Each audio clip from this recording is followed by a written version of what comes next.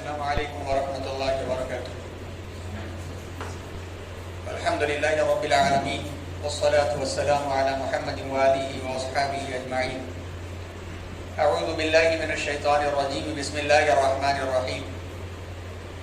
کنتم خیر امۃ اخرجت للناس تأمرون بالمعروف وتنہون عن المنکر وتؤمنون باللہ. صدق اللہ العظیم.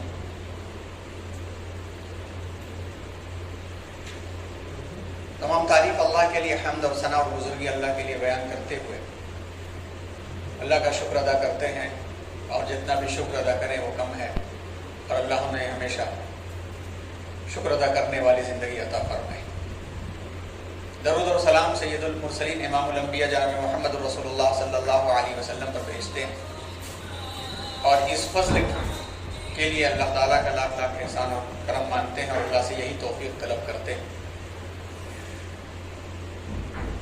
ملت فاؤنڈیشن MFERD، جس کا قیام آنے والے حالات میں دانشگاہ حاضر یعنی جو عصری ادارے کہے جاتے ہیں ان کو دامن اسلام میں لانے کی فکر کے تحت ملت فاؤنڈیشن کا قیام عمل میں آیا،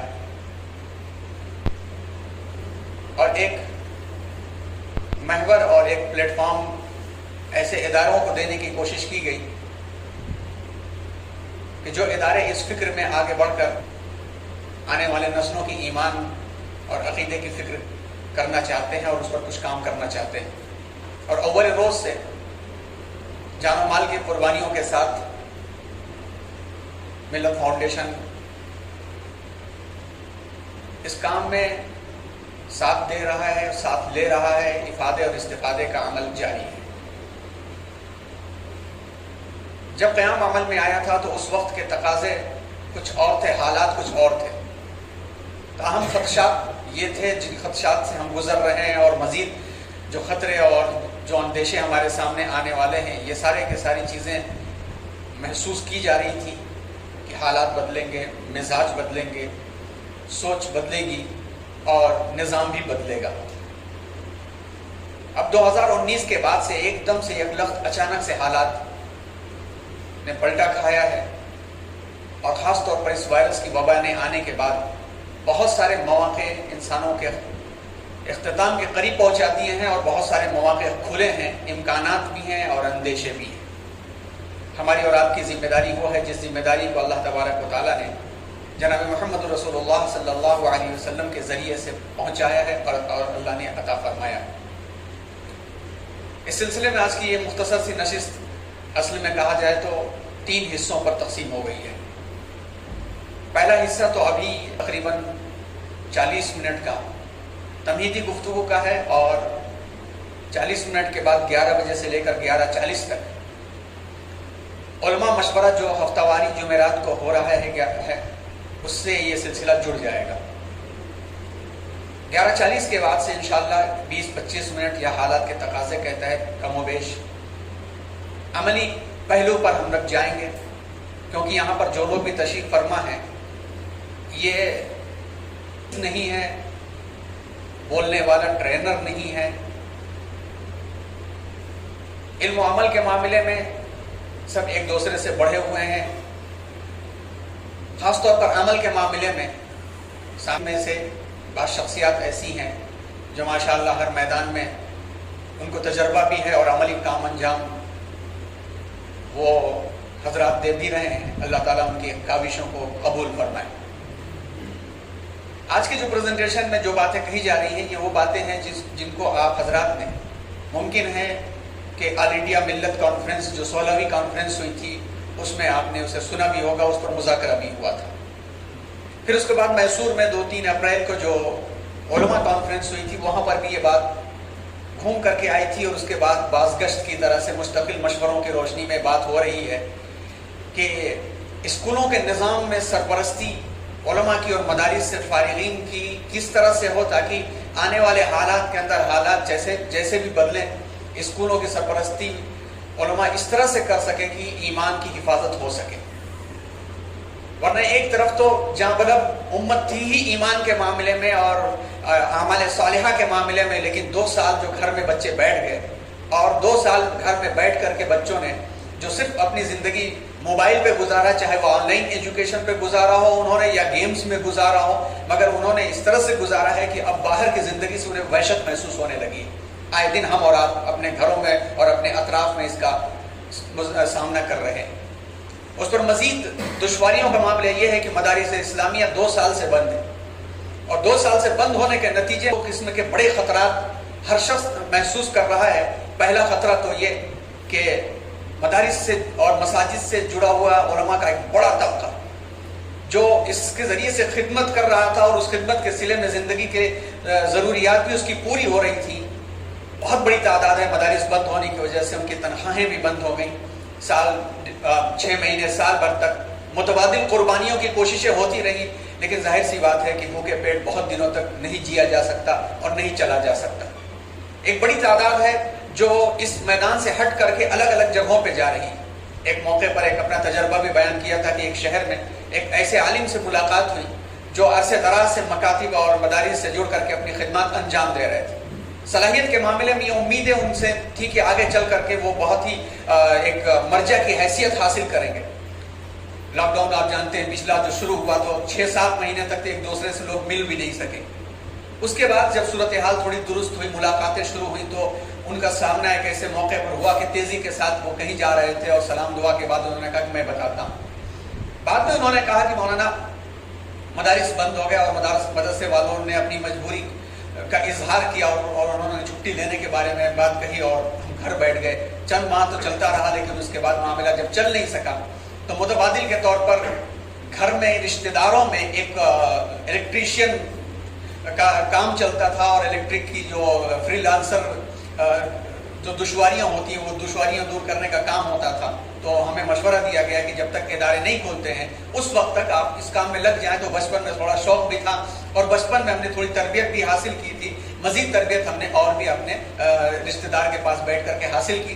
اب انہوں نے ہمیں کہہ دیا کہ اب آپ کو یہ سب چیزیں ہیں جیسے گیزر ہے اور لائٹ کے چھوٹے موٹے جو کام ہے یہ سب آپ کو آ چکا ہے، آپ کر سکتے ہیں، اور جو بھی آپ کو اس میں ملے وہ آپ کا ہے، آپ صرف جو ہے ہمارے ذریعے سے آپ جائیں گے، مگر محنتانہ سارا کا سارا آپ کا۔ انہوں نے کہا الحمدللہ 1000 روپے ایک دن میں کما لیتا ہوں۔ انشاءاللہ امید تو ہے کہ وہ مدرسے واپس آ جائیں گے، لیکن ایسے کتنے ہوں گے جو پھر 5000 6000 7000 پر واپس آ کے قربانی دیں گے، جو مہینے میں اگر ایوریج کے طور پر کہا جائے روزانہ 1000 نہ بھی مل پاتا ہو تب بھی 15000 تو کہیں گیا نہیں ہے، 15 سے 30,000 جو کما رہا ہو۔ اور آپ جانتے ہیں کہ جو الیکٹرک کے کام کے لیے آتے ہیں کتنا خرچ ان کو دینا پڑتا ہے۔ ایسے ایک بڑی تعداد ہے جو عطر بیچنے کے لیے نکل گئی، کتابیں بیچنے کے لیے نکل گئی، ماسک بیچنے کے لیے نکل گئی، اور یہ مستقل ہاتھوں سے جا رہی ہے تعداد۔ اور اس میں علماء کی وہ تعداد جن میں سے بعض کو ہم بھی جانتے ہیں کہ جن کو آن لائن کا شعور ہے، وہ آن لائن گھر میں بیٹھ کر کے تعلیم اور تربیت کا کام کر رہی ہے۔ اداروں کو اور سنبھالنے کے لیے کون پھر آگے جائے۔ دوسرا بڑا خطرہ اور جو خدشہ ہے وہ یہ ہے کہ مدارس میں ان پٹ یعنی داخلے 2 سال میں زیرو ہو گئے، شعبے حفظ میں، ناظرے کے شعبے میں، عالمیت کے شعبے میں۔ تو جب 0 ایئر 2 سال کا بنا ہے تو یہ 0 ایئر کہیں نہ کہیں نکلے گا جا کر کے 2024 25 26 27 میں اگر حالات ایسے رہے۔ ویسے تو ہم سب کا ایمان اور عقیدہ ہے کہ معاملہ اللہ کے ہاتھ میں ہے، مگر اسباب کو اور آنے والے حالات کو دیکھ کر کے تیار ہونا اور ممکنہ عملی قدم اٹھانا بھی ہماری ذمہ داری ہے۔ تو یقین تو ہے کہ انشاءاللہ اللہ حالات بدلیں گے، اور انشاءاللہ یہ دشواریاں نہیں آئیں گی، کیونکہ دین کی حفاظت کی ذمہ داری اللہ نے دی ہے، ہمارے اور آپ کے اوپر رکھی نہیں ہے۔ ہماری اور آپ کی ذمہ داری یہ ہے کہ اپنے اندر اس امانت کو کیسے بچائیں اور آنے والی نسلوں تک کیسے پہنچائیں، یہ ذمہ داری دعوت کی ہمیں دی گئی ہے۔ لیکن ظاہر حالات میں تجزیے کے اعتبار سے جو بات نظر آتی ہے کہ یہ 0 ایئر کہیں نہ کہیں عوام کو اور امت کو کے لیے دشواری کا سبب ہو جائے گا کہ جب مدارس سے لوگ نکلیں گے نہیں۔ دین کو کے کام کرنے کی، دین کو پھیلانے کی یہ ذمہ داری صرف ہم ڈگری ہولڈر علماء کی نہیں ہے۔ ہر شخص داعی ہے، ہر شخص دین کی دعوت کا ذمہ دار ہے، اور ہر شخص کی سے اس ذمہ داری کے بارے میں سوال کیا جائے گا۔ اب اس ذمہ داری کو کس انداز سے ہمیں ادا کرنا ہے اس کے بارے میں ہمیں سر جوڑ کر بیٹھنا ہے، اور انشاءاللہ तमहीदी गुफ्तगू पूरी हुई। अब प्रेजेंटेशन को सिलसिले सरसरी तौर पर आपके सामने से हम गुजारेंगे, सिर्फ एक मुज़ाकरे के तौर पर या दहानी के तौर पर। आखिर में इस बात पर को सामने रख करके बैठना है कि आने वाले हालात के अंदर हम जो हैं किस तरह से एक दूसरे की सलाहियतों से इस्तेफादा करते हुए हालात का मुकाबला करने के वास्ते आगे की लाइन तैयार करें कि उम्मत का कोई फर्द ऐसा ना हो कि जिस तक ये बात पहुँच न सके, और खदशात और ख़तरात जो हैं उन खदशात और ख़तरात के अंदर ईमान की हिफाजत हमें करना है, और उसके बारे में इंशाअल्लाह एक मशवरा तय होकर के अमली काम इंशाअल्लाह होना है। यहाँ पर कबल इसके कि आगे बढ़े एक ऐलान ये भी बता दें कि मुस्तकिल मिल्लत फाउंडेशन के तहत जनाब डॉक्टर मुश्ताक साहब रशादी दामद बरकातहुम, जो आप सब जानते हैं कि मेडिकल फील्ड के भी माहिर हैं और आलिम दीन भी हैं, और बड़ों की सरपरस्ती में माशाअल्लाह कम से कम 20 सालों से तो हम जान रहे हैं, और उसके पहले भी उनके बहुत सारे अपने काम भी हैं और हरदम इस बात की फिक्र करते रहते हैं। वो और उनके साथ जुड़े हुए लोगों ने जो फिक्र किया है कि, और उस फिक्र के तहत पिछले साल आपको मालूम होगा कि 40 रोज़ा बुनियादी तरबियती कोर्स उलमा का चलता रहा। बुनियादी तरबियती कोर्स के बाद से जो नताइज सामने आए और जो तजर्बे हुए उसकी रोशनी में यही बात सामने आई कि एकदम से एक इज़्तिहाम और एक भीड़ को बुला करके क्लासें करना, तरबियत करना इतना ज़्यादा मुफीद नहीं है। बुनियादी तरबियत हो चुकी है, चंद अहबाब ऐसे तैयार हो जाएं जो रोज़ाना 2 घंटे 4 घंटे या 5 घंटे या 24 घंटे के लिए कम से कम साल 1.5 साल के लिए अपने आप को फारिग कर लें, तकाज़े भी समझें, काम से भी लगें, और उसके लिए जोन बना लिए जाएं। बेंगलोर का एक जोन हो, एक लखनऊ का जोन हो, और इसी तरह से एक जो अहमदाबाद की तरफ का जोन है, इस तरह से जोन बना करके अपने अपने इलाके की सूरत हाल पर नजर रखते हुए बड़ों के मशवरे की रोशनी में और तजर्बेकार लोगों को सामने रखते हुए जो इलाकाई तकाजे हैं उन इलाकाई तकाजों पर काम करें, बजाय इसके कि एक जमात बुला ली जाए किसी एक जगह, क्योंकि काम हर जगह का एक होता है मगर तकाजे अलग होते हैं, लहजा अलग होता है, जबान अलग होती है, इससे हर शख्स वाकिफ है। तो इंशाअल्लाह इस बारे में भी आखिर में गुफ्तगू की जाएगी, और हमें उम्मीद है कि इसके बारे में आप हज़रात का ताउन हासिल होगा और हम सब मिल करके आगे कुछ काम अंजाम दे सकेंगे। ये जो प्रेजेंटेशन है, इस प्रेजेंटेशन को आप सरसरी तौर पर देखें, अगर आपको ये मुफीद लगे और आप चाहें तो ये प्रेजेंटेशन ले सकते हैं, और आप अपने तौर पर इसको अपने अपने इदारों में, अपने अपने इलाकों में दानिशवरान को जमा करके उनके सामने इस बात को पेश करें, क्योंकि असल जो मकसद है, जो फिक्र हो रही है, वो ये फिक्र हो रही है कि हम किस तरह से अपनी जिम्मेदारी को अदा कर सकें, कुछ कमी है तो उसकी इस्लाह कैसे कर सकें, और जो बड़ा तबका है, जिस बड़े तबके के सामने ये चीज़ें और भी महव होती चली जा रही है, उस पर मजीद ये है कि इल्म दीन सीखने का एक रुझान जो बढ़ा है सिर्फ और सिर्फ यूट्यूब चैनल से बढ़ा है, और यूट्यूब चैनल कभी कभी खतरात बहुत दे करके जाता है। चाहे वो यूट्यूब चैनल से दीन सीखने का रुझान वीडियोस के जरिए से और तफासीर के जरिए से दीन सीखने का रुझान हो, लेकिन ये ज़रूरी नहीं है कि जिस तकाजे के तहत, मिसाल के तौर पर एक मिसाल देते हैं कि बहुत रुझान है, डॉक्टर असरार साहब जो पड़ोस मुल्क के थे, इंतकाल फरमा गए, आप सब जानते हैं, उनकी तफसीर सुनने का बहुत रुझान है। उन्होंने जिन हालात और माहौल में बात कही होगी वो हालात और माहौल कुछ और रहे होंगे। अब 1.5 घंटे की तकरीब में से 5 मिनट काट करके पेश कर दिया गया और उसको मुंतबिक कर दिया गया आज के हालात में, तो सही रहनुमाई नहीं मिल सकेगी, गलत रहनुमाई मिल जाएगी। और मजीद आप देखें ज़बान और अंदाज और बयान के लिहाज से बहुत सारे ऐसे लोग जो हैं अपने आप को उस जगह पर समझ लीजिए कि 2-4 इल्म सीख करके या 2-4 शरह की किताबें पढ़ करके अपने आप को मुफ्ती गर्दानने लगे हैं, जिनका वो हक नहीं है, और मुहाकमा कर रहे बैठे हुए। तो जो अवाम का तबका है, जो घरों में बैठा हुआ है, दिन और रात उस यूट्यूब के जरिए से दीन सीख रहा है, और उलमा पर एतराज़ात उसने शुरू कर दिए। अहले सुन्नत वल जमात की डगर से हट करके निज़ाम चलने लगा है। तो ये भी एक खतरा है, अगर मिलजुल करके अगर मुलाकातों के जरिए से और ऐसे प्रोग्रामों के जरिए से उनके ज़हन साजी की जा सके, तो इंशाअल्लाह उम्मीद है कि अल्लाह तबारक व तआला हिदायत के रास्ते फराहम करेंगे। तो आप ये और इस किस्म के जो भी प्रेजेंटेशन है, आप चाहें तो इसे हासिल कर सकते हैं और आप आगे काम बढ़ा सकते हैं। टाइटल हमने दिया है कुंतुम खैर उम्मतिन, title of the Khairul Umma and the role of Muslim youth. हम सब की जिम्मेदारी दोबारा यहाँ पर यूं भी हो जाती है कि 2 और सवा 2 साल के अरसे में अगर उंगलियों पर गिना जाए तो 50-60 से ज़्यादा मुअक्कर और अकाबिर उलमा के नाम नज़र आ जाएंगे कि जो हम सबकी उम्मीदें थे, जो हम सबका साहिबान थे, और वो इस दुनिया से रुखसत हो गए। उनके रुखसत होने के बाद उनकी तरबियतें हमारे ऊपर जो हैं, उसका भी एक हक बनता है कि जितने काम इन हजरात ने अपने हाथों से मुकम्मल किया है और उम्मत के वास्ते जितने ये काम आते थे, हम भी तैयार हो जाएं और अपने सुबह शाम में से, अपनी मसरूफियात में से और मज़ीद वक्त महसूस करें। तो हम सबकी ये जिम्मेदारी बनती है। سب سے بہترین امت یہ کس لیے کہا گیا تھا؟ کنتم خیر امت اخرجت للناس، تم سب سے بہترین امت ہو، you are the best nation. اب یہ بیسٹ نیشن کا لقب کیوں دیا گیا تھا؟ بیسٹ نیشن کا لقب اس لیے دیا گیا تھا کہ اخرجت للناس، پروسیڈ فار مینکائنڈ، ساری انسانیت کے لیے بھیجے گئے، اپنے لیے نہیں، اپنے طبقے کے لیے نہیں، اپنے سیکٹر کے لیے نہیں، اپنی قوم کے لیے نہیں، ساری انسانیت کے لیے۔ اور ساری انسانیت کے لیے بھیجنے کے لیے کس لیے؟ For what? تأمرون بالمعروف وتنہون عن المنکر وتؤمنون باللہ، to enjoy what is right, جو اچھے کام ہے اس کو کرنا بھی ہے، تلقین کرنے کے لیے، ٹو فاربٹ واٹ از رانگ، برے کام ہے اسے رکنا بھی ہے اور اسے روکنے کے لیے، ٹو بلیو ان اللہ، اور اللہ پر ایمان و یقین رکھنے کے لیے۔ ان تین ذمہ داریوں کو ادا کرنے کی شرط کے ساتھ خیر امت کا لقب ملا تھا، اور نہ کرنے کا انجام بھی بتا دیا گیا تھا۔ if not done وَإِن تَتَوَلَّوْا يَسْتَبْدِلْ قَوْمًا غَيْرَكُمْ ثُمَّ لَا يَكُونُوا أَمْثَالَكُمْ، کہ اگر تم منہ پھیر دو گے and if you turn away، کنارے نکل جاؤ گے، he will replace you، تمہیں وہ تب دے گا، تمہاری جگہ دوسروں کو لے کر کے آئے گا، اور وہ تمہاری طرح نہیں ہوں گے، then they will not be like of you، ہماری طرح تمہاری طرح نہیں ہوں گے۔ نہ کرنے کا انجام بھی بتا دیا گیا، اور یہ بھی کہا گیا کہ who is eligible، کون اس کا قابل ہے، کون اس کی قابلیت رکھتا ہے۔ قل هل يستوي الذين يعلمون والذين لا يعلمون انما يتذكر اولو الالباب، کہو بھلا جو لوگ علم رکھتے ہیں اور جو نہیں رکھتے دونوں برابر ہو سکتے ہیں، اور نصیحت تو وہی پکڑتے ہیں جو عقل مند ہیں۔ Are those who know equal to those who do not know؟ Only they will remember who are people of understanding، جو سمجھ والے ہیں، جو عقل والے ہیں، جو لب رکھتے ہیں، جو بھیجا رکھتے ہیں، جو دماغ رکھتے ہیں۔ اب اس صورتحال کے تحت اب آئیے دیکھیے کہ حالات الگ الگ زمانے میں پلٹ کر کے مسائل کے ساتھ، دشواریوں کے ساتھ امت مسلمہ پر ہمیشہ آتے رہے ہیں۔ امت نے اس کا سامنا کس انداز سے کیا ہے اور اس کے ادوار کیا کیا رہے ہیں۔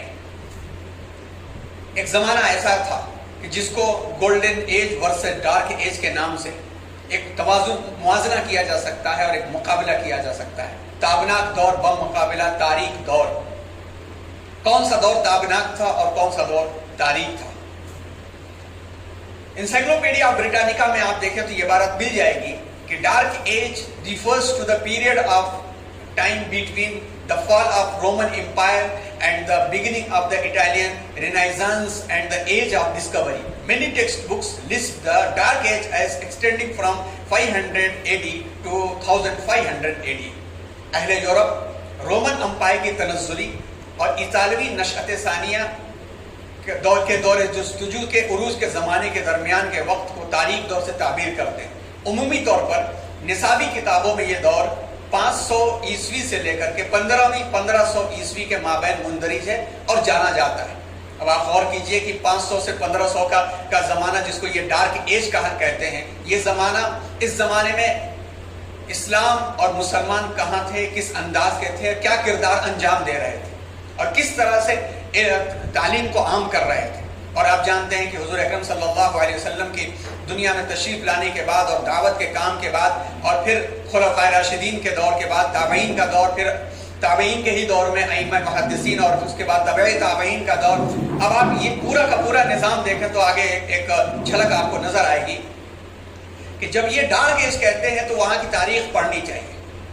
ہمیں امید ہے کہ آپ نوٹ بک آپ کے سامنے ہوگی یا ذہن میں یہ بات رکھیں کہ اگر ہمیں یہ کام انجام دینا ہے تو یورپ کی کہ اس تاریخ دور کی تاریخ پڑھنی چاہیے کہ جو ان کے یہاں جس قسم کا مزاج چلتا تھا اور جس قسم کا نظام چلتا تھا، آپ نے پڑھا بھی ہوگا اور بلکہ ممکن ہے کہ سنا بھی ہو کہ ان کے یہاں سزاؤں کا جو نظام تھا ان میں سے کئی ایک نظام ایسے تھے جس میں سے آپ نے یہ بھی سنا ہوگا کہ مجرم جس کے اوپر جرم ثابت ہو جاتا یا ان کے مطابق سو کارڈ جرم ثابت کر دیتے تو اس کو ایک اسٹیڈیم بنایا جاتا، ایک کٹہرے ٹائپ کا بنایا جاتا اور عوام کو جمع کیا جاتا، بادشاہ بھی آ کر کے بیٹھتا اور اس مجرم کو درمیان میں لا کر کے اس فیلڈ میں ڈال دیا جاتا اور ایک بھوکا درندہ شیر اس کے سامنے چھوڑ دیا جاتا۔ یہ نہتھا اور وہ درندہ اور چیرتا پھاڑتا اور یہ بچتا اور یہ بھاگتا، اس سے لڑتا، لوگ تالیاں بجاتے تھے۔ یہ تو ان کا اخلاق تھا۔ تاریخ اخلاق یورپ کے نام سے جو کتابیں ہیں، قاضی اطہر مبارک پوری کی، علامہ سید سلیمان ندوی کی، اس طرح کی کتابیں ہمیں پڑھنی چاہیے۔ جب تو ہم پڑھیں گے نہیں تو ہمیں پتہ نہیں چلے گا کہ آج جو ہائے اور ہلو کے اندر یہ سب کچھ ملمہ سازی ہے، اس کے تہ میں کیا تھا کہ انہوں نے جب ہتھیار اٹھائے تو انہوں نے معصوموں کے، عورتوں کے پیٹوں کو بھی نہیں چھوڑا، انہوں نے جب اپنی اجارہ داریاں اور اپنی کالونیوں کو بڑھانا چاہا تو 2 ورلڈ وارز اور 2 جنگ عظیم کے ذریعے سے تقریباً آدھی ہندوستان کو آدھی دنیا کو انہوں نے تکلیف پہنچایا. اور آج بھی چونکہ ان کی ملمت سازی اور ان کے میڈیا کے ذریعے سے ان کی باتیں پتہ نہیں چلتی، مگر اندرون میں جھانک کر کے دیکھا جائے تو ان کی درندگی اور شفافیت صاف طور پر نظر آ جائے گی. آج بھی ڈارک ایج میں جی رہے ہیں. یہ صرف جو ہے جس کو کہا جائے کہ ٹارچ کے ذریعے سے سامنے روشنی پھینکے ہوئے ہیں اور ادھر اندھیرا ہی اندھیرا ہے. یہی حال قرون وسطیٰ میں ان کا یہ تھا، اور ان کی جنگوں کو دیکھا جائے تو آپ کو صاف طور پر یہ باتیں سمجھ میں آ جائیں گی. اس طرح کے حالات ان کے تھے.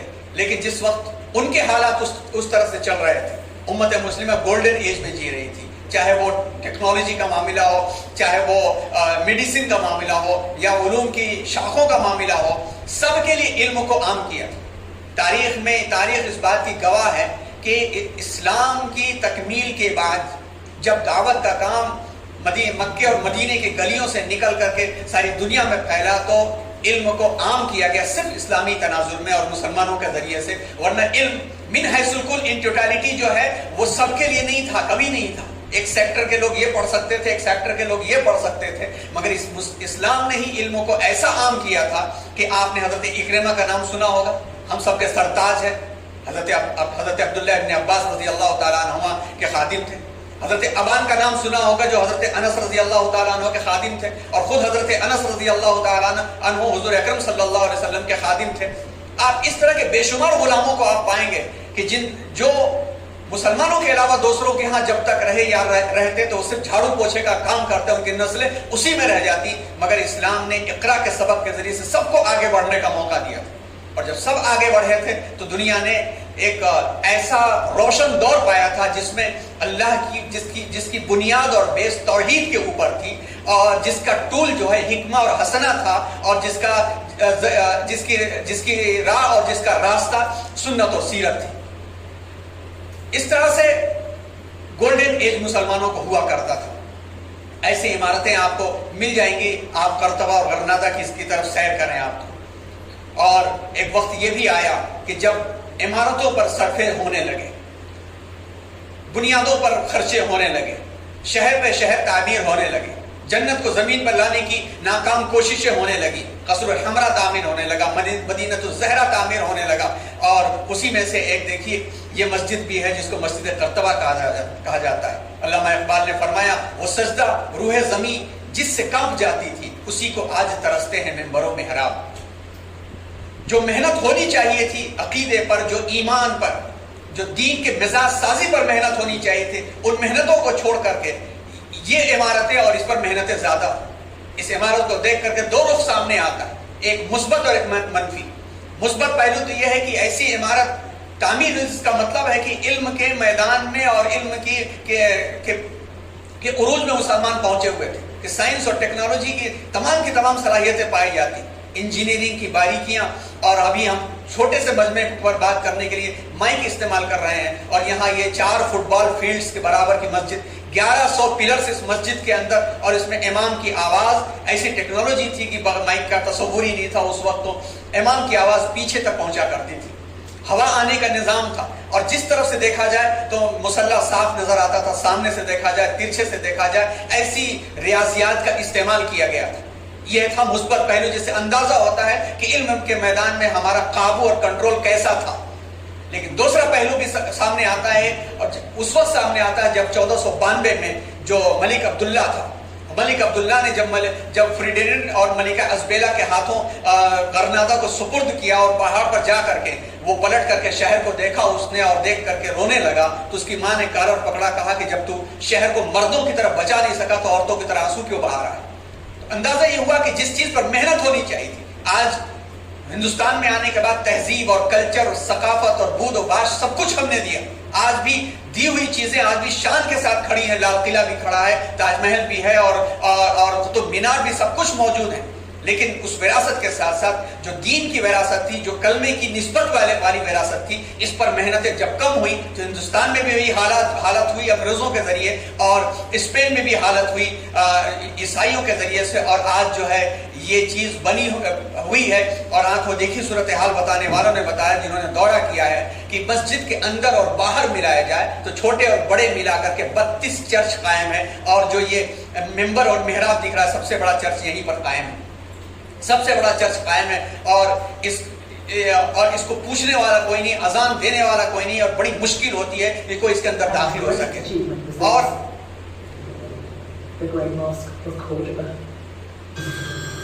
चर्च के घंटे बजते हुए नजर आ जाएंगे अल्लाह अकबर की अजानों के।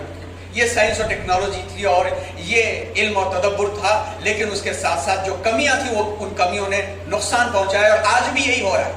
जिस वक्त लॉकडाउन लगा था, तो लॉकडाउन जिस वक्त शुरू में लगा था, तो लोगों के दिल कुड़ रहे थे कि हाय ये जमाना आ गया कि मस्जिद में चराग जलाने वाला कोई नहीं, हाय ये जमाना आ गया कि हम चाह भी रहे मस्जिद में नहीं जा सकते। लेकिन जब मस्जिदें खुली, आज भी आवाम का तबका और नौजवानों का तबका मस्जिदों से गायब है। और आहिस्ता आहिस्ता यही सूरत हाल रही। उनकी जब नस्लें आएंगी, और आ चुकी हैं ऐसी नस्लें, आज जो ये इस किस्म के लोग नजर आ रहे हैं, वसीम रिजवी और इस तरह के लोग, ये तने तनहा नहीं है, ये एक बड़ी जमात है। ये तो चेहरा मोहरा है जिस किसी वजह से सामने आया, मगर ख्यालात के मामले में देखा जाए तो पर्दे के मामले में, और इसी तरह से इस्लामी निज़ाम के मामले में, सूद के मामले में, तलाक के मामले में आप देखें तो बड़ी तादाद ऐसी नजर आएगी जो यूट्यूब को देख करके खुद मुफ्ती बनी हुई है और उलमा से मशवरा करना नहीं जाती। तो मतलब ये होगा कि कुरान की मजीद की आयत के ऊपर इनको भी एतराज़ात हैं। मौलाना इलियास साहब दामत बरकातुहुम भटकली, जिनको आप लोग जानते होंगे, मुलाकातें भी होंगी उनसे, उन्होंने एक किताब लिखी। उस किताब के अंदर वाकया लिखा, कमोबेश इसी किस्म का वो वाकया है कि सुलझी तबीयत का नौजवान इंटरव्यू देने के लिए पहुंचता है। और इंटरव्यू देने के लिए पहुंचते वक्त में, वो जब इंटरव्यू देने के लिए नौजवान वो पहुंचता है, और पहुंचने के वक्त में अचानक ऐसा होता है कि उसकी जब बारी आती है, तो बारी के वक्त में अजान का वक्त हो जाता है और नमाज पढ़ने के लिए निकल जाता है। बल्कि मुंतज़िमीन इस बात का दावा करते हैं कि अगर आप चले गए तो आपकी बारी गुजर गई, फिर आपको चांस नहीं मिलेगा। उस नौजवान ने कहा, चांस मिले या नहीं मिले, मैं नमाज पढ़ूंगा। नमाज पढ़ने के लिए चला जाता है। जब वापस उसकी इस पंक्चुअलिटी और पाबंदी के सबब इंटरव्यू लेने वालों ने कहा कि जब ये आए तो इसको भेजो, तो इंटरव्यू करेंगे। और उससे बात की गई तो उसने कहा कि नहीं, मैं नमाज की पाबंदी करता हूँ और इसका मामला अल्लाह के हाथ में, सारी अच्छी बातें कही। लेकिन जब इंटरव्यू में एक खातून ने पूछा कि आप मजहब के पाबंद हैं, आप ये बताइए कि भला इस्लाम ने औरत को मर्द के मुकाबले में इतना गिरा करके इतना कम हक क्यों दिया है? तो उसने जो जवाब दिया, वो जवाब हम सब के लिए लम्हे फिक्री है कि I think Shariah should redefine. मैं ये सोचता हूँ कि शरीयत को फिर से उसकी तारीफ करनी चाहिए। अल्लाह ताला ने अल-यौम अकमलतु लकुम दीनकुम कह दिया, इन्ना दीन इंदल्लाहिल इस्लाम कह दिया। और एक एक शिर्क को, यहाँ तक कि आपने ये हिकमत भी देखी होगी कि इमाम आज़म इमाम अबू हनीफा रहमतुल्लाह अलैह ने जिस ज़माने में आज से 1200 साल, 1250 साल पहले जो मसाइल मुस्तंबत कर दिए थे, लॉकडाउन में बाज़ मसाइल, जुमे की नमाज के बारे में, तरावी की नमाज के बारे में, वो मसाइल आज अमल में आए हिंदुस्तान के अंदर। तो बुजुर्गों ने तो क़यामत तक के हालात को सामना करने के लिए चीज़ें दे दी हैं। और ऐसे नौजवान नस्ल जिस बारे में सोच रही है, तो अब समझ लेना चाहिए कितनी बड़ी तादाद मौजूद है जो नमाज भी पढ़ ले मगर अंदर से दीन के बारे में शक है। और हम सब जानते हैं कि दीन के किसी भी उसूल के बारे में, किसी भी चीज़ के बारे में अगर शक हो तो उसके ईमान के बारे में क्या कहा जा सकता है। तो इस तरह से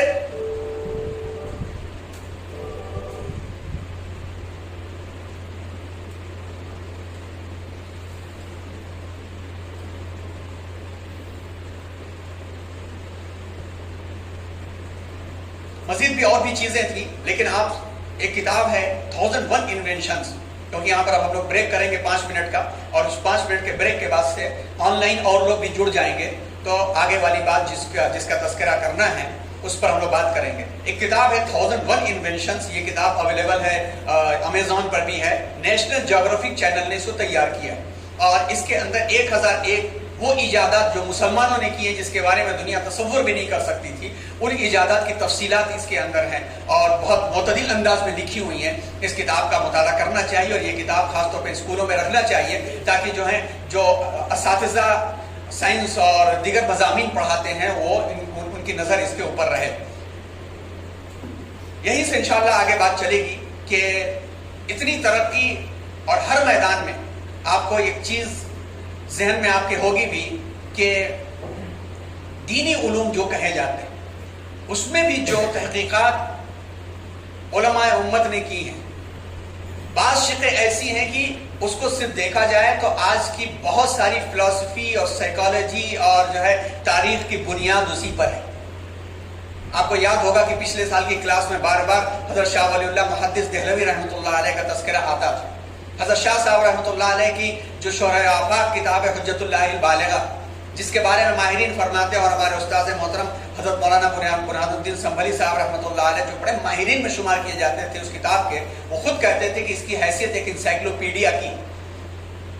دارالعلوم ندوۃ العلماء میں تعلیم حاصل کرنے کے بعد سے جب ٹیپو سلطان ریسرچ سینٹر میں سائیکالوجی کے کچھ مضامین پڑھنے کا موقع ملا، بہت سارے ایسے نظریات تھے جن کو یہ ماہرین دعویٰ کرتے ہیں کہ انہوں نے ایجاد کیا ہے.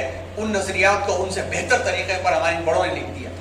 امام غزالی رحمۃ اللہ علیہ کی کتاب آپ دیکھیں، چاہے وہ نصف کیمیا ہو یا احیاء العلوم ہو، ابن خلدون کی کتاب دیکھیں مقدمہ ابن خلدون، یہ سب انسائکلوپیڈیاز ہیں کہ جن کی بنیادوں پر سمجھ لیجئے کہ دنیا کی ترقیات جو ہوئی ہیں غور کیا جائے تو کہیں نہ کہیں سے چربہ اور حربہ انہوں نے وہاں سے لیا ہے.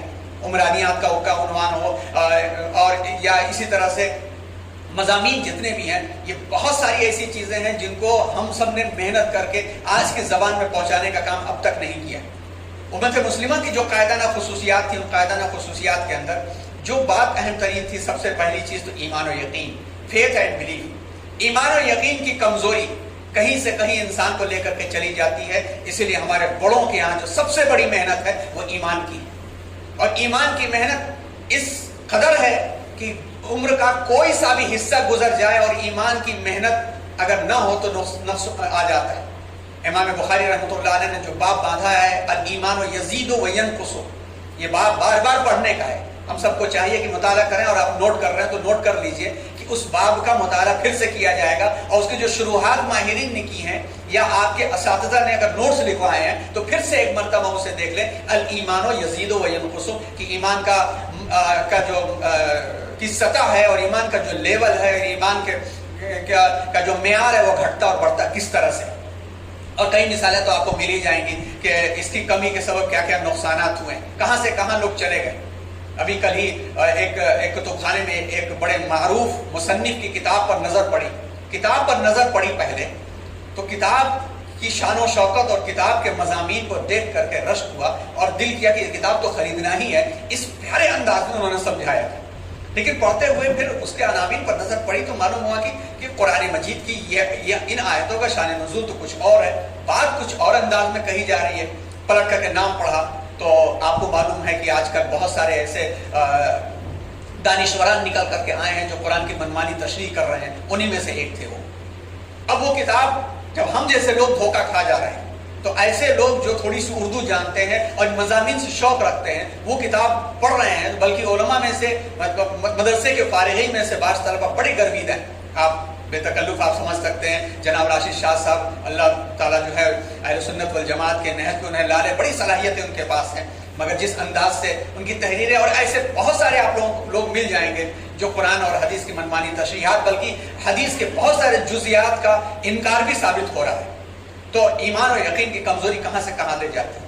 دوسری چیز کتاب اللہ تبارک و تعالیٰ کی جو کتاب ہے قرآن مجید، اس کے اوپر جو محنت تھی اور اس کے بارے میں جو چیزیں تھیں، ایک تو قرآن کے الفاظ کو پڑھنا، دوسرا اس کے معنی کو سمجھنا، تیسرا قرآن کے نازل کرنے والے کے مزاج کو سمجھنا، چوتھا جو اول مخاطب تھا اس کو سمجھنا، پانچواں اول مخاطب قوم کو سمجھنا، چھٹا اس قوم کو سمجھنا جنہوں نے قرآن کو براہ راست سمجھا.